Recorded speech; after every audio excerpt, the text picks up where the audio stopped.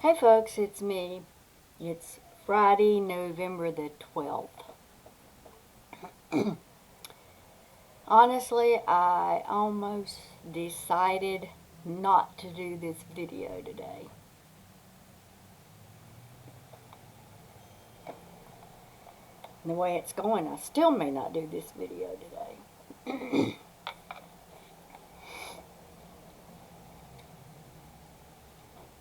I'm frustrated. I am so discouraged.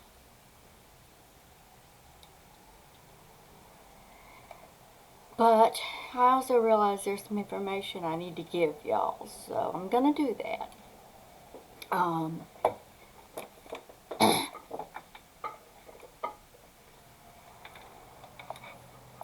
you know, when the CMS mandate came out the other week, all we had was a press release.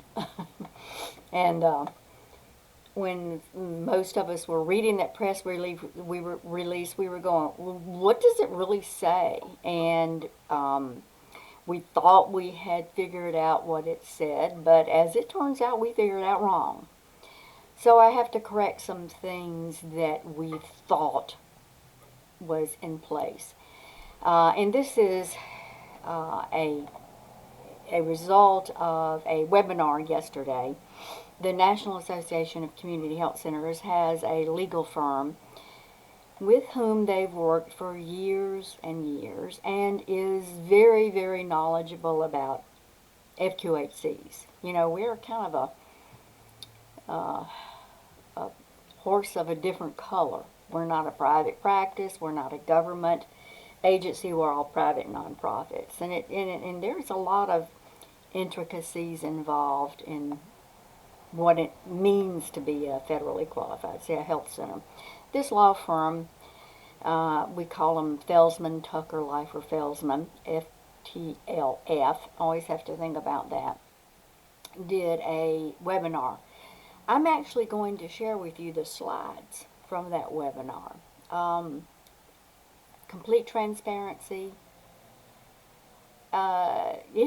It gets in the weeds a lot. It's very difficult, and it is lawyers. And I know a lot of people, when they hear lawyers speak, they just kind of want to tune out. Well, you know, it's been going on now for over 2 or 3 years. It's not only lawyers speak. Nobody believes what scientists and doctors are saying, but I've made a commitment to y'all to be transparent and to always be as accurate and truthful as I could. So I'm going to just share with you the whole slide deck. And here's what we learned. So we had interpreted that the January 4th deadline was for the second shot that the folks had to get if they got Pfizer or Moderna. That they had to be done with their second shot by January the 4th, or the Johnson & Johnson. As it turns out, that's not the case. So here's the real deadline. On December the 5th, folks have to have received either the two-shot series from Pfizer and Moderna or the Johnson & Johnson vaccine. Now, I know that is different from what we spoke about earlier, but that is it actually is not based on the press release and the terminology that CMS News or whatever news outlets. Is actually what is in the Federal Register with the real regulations. I'm going to repeat that. December 5th is the deadline to receive either the first of two shots of Moderna and Pfizer or the Johnson & Johnson, which is just one shot. The 5th of December is on a Sunday, and simply put, it means you are not eligible for employment at CareSouth on December the 6th if you have not met that requirement. The January 4th deadline is given plenty of time for people that got the two-shot series, Pfizer and Moderna, to get their second shot. The other thing that was real clear from the webinar yesterday is that CMS is not requiring people to be fully immune. Now, this gets into science again. A vaccination and achieving full immunity from that vaccination for COVID are two different things. The vaccination is your shot in the arm. Full immunity doesn't occur, to the best of the scientific knowledge that we have, until 14 days after that. So there is a difference. So we're not requiring, and CMS is understanding this, that it is shots in the arm that's going to be what is measured. I hope I haven't confused you further. It is very confusing. Hey, we got confused. I am on the email that I give you the link to this YouTube recording. I'm going to actually include updated guidelines. But I've got to tell y'all and give y'all a warning. There might be some more updates. We've got to really study and analyze this. I don't think it will be any updates that are as significant as this deadline update, but there really might be some more updates. So I know it's frustrating. Stay tuned. Please do.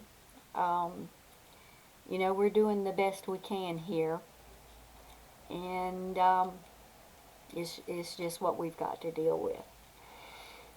Right now, Denise Ellis said that we have 116 staff for whom either have not received a vaccination or we don't know their vaccination status. 116. You know, we almost have 600 staff, so, you know, that's probably a little bit more, a little bit less than 20%. I got to be very candid with y'all. This is getting real frustrating. It's wearing on me, as I know it is on many of y'all. Those of you who are vaccinated, thank you. You have indeed looked after your own health and the welfare of all those around you. Those who are not vaccinated, I don't want you to feel bullied or oppressed or anything. You know, I have gotten a lot of comments that, well, why doesn't CareSouth just take the fine and look after the welfare of all those staff that don't want the vaccination? Folks, it's not that easy. Y'all are thinking about two different things. First, there was the OSHA requirements, the emergency temporary standards, and yes, OSHA did have a fine that they could fine you. That's not the case with CMS. I'm going to repeat that. There are no fines with the CMS mandate. I want to be real clear on that, because I know that there's some of you out there that don't understand this. You think there's just going to be a $13,000 fine for all of the staff, right now 116, that don't get the vaccination. That is completely incorrect. The CMS mandate takes precedence, and there is no fine with CMS. What happens with CMS is this: the healthcare entity can no longer receive Medicare and Medicaid payments.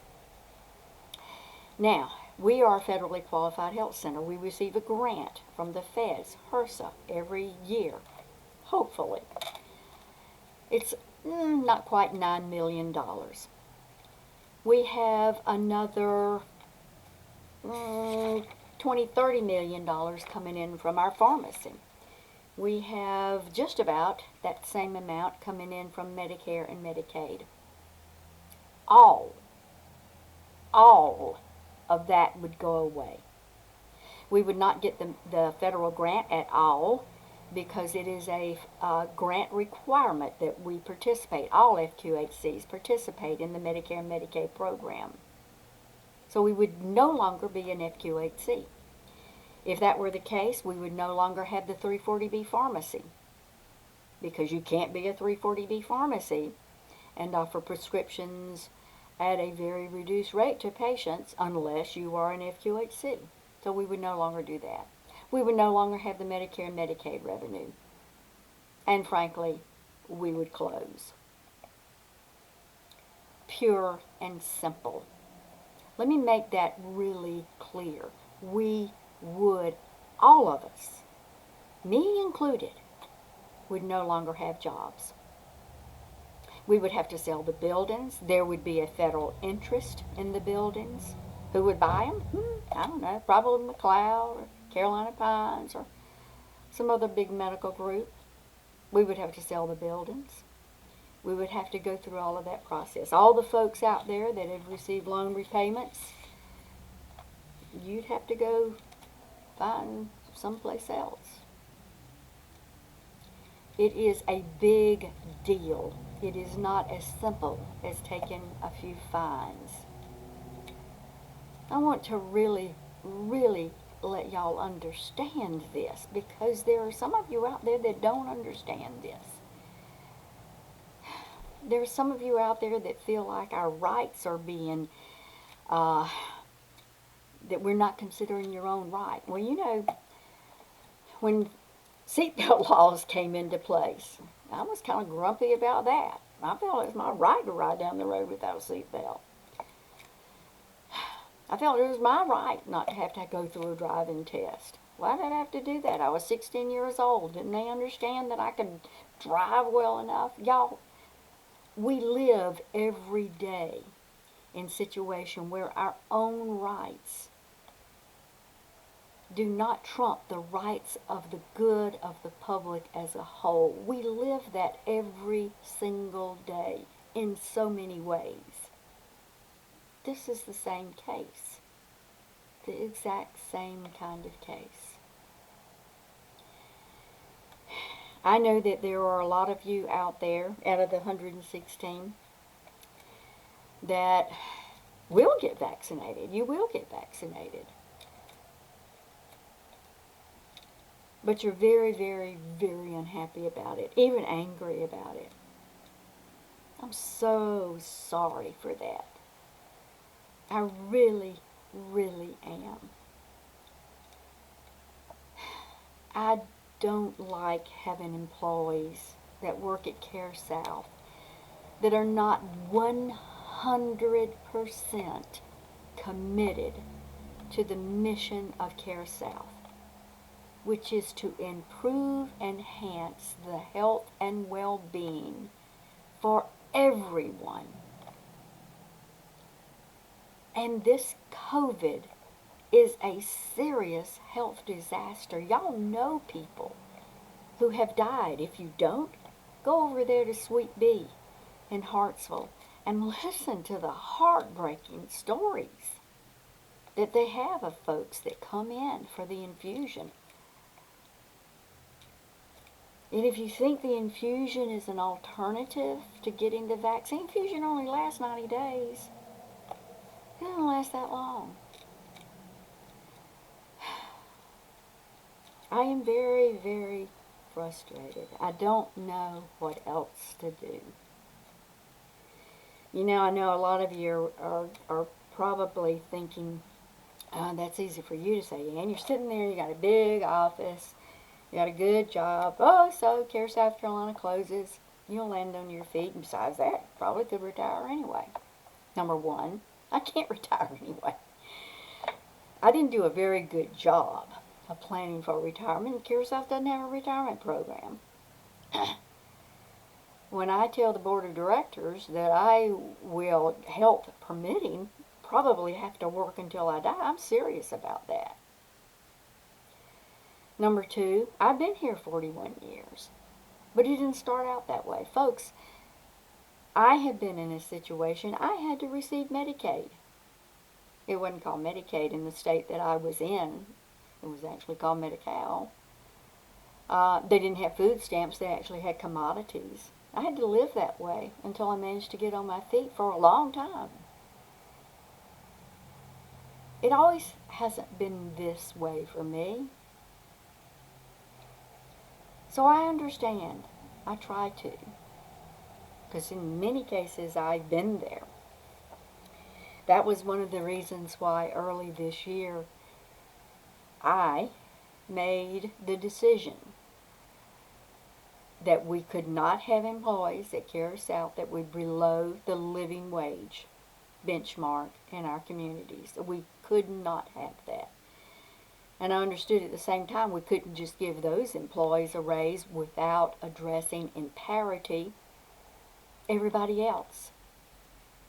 That's been a bunch of money. It's almost $3 million. And we are going to be finished with that. And it's everybody. Managers, supervisors, everybody have gotten or are going to get this raise. Commitment. I care. The board of directors cares about you, about Care South Carolina, about the patients we serve, about our health, your well-being. This vaccine is not just for you, it is for all of those around you. All of those who are exposed, who have been sick, all of those that are less than 5 years old that can't get a vaccine. And oh, the heartbreaking stories that I know. And these are not just stories, they are facts, they are people. They're real cases. So, it's frustrating. I'm frustrated. I don't literally know what else to do. We've got the town hall coming up on Tuesday, the week of Thanksgiving. I know that many of y'all won't be able to be here. We're going to lay some cards on the table. We've given you, and we'll continue to give to you, as much real data as possible. For those of you who don't believe the data, I don't know what else to do. The data comes from multiple resources, and if you don't believe the data I give to you, go to a school of public health. You've got to trust some of those. The Emory School of Public Health. They're all over the country. Look at their data. You can trust their data. They are schools of public health. And right now, there is a lot of data that's out there. We've been in the COVID pandemic now for over a year. Almost going on 2 years. Good grief. Science and data are not to be completely distrusted and completely not believed. We live by science and data. We have to have a level of trust and acceptance. The town hall, yes, November the 23rd. Last ditch effort. There will be some conversations around some of the legal background and requirements around this vaccination. Ethical. You know, I quoted last week this quote that I really love, and I've had to go back to it a couple of times. Ethics is knowing the difference between what you have the right to do and what is right to do. Folks, it is right to have the vaccine, to protect each other, to get this darn pandemic over with. That's the right thing to do.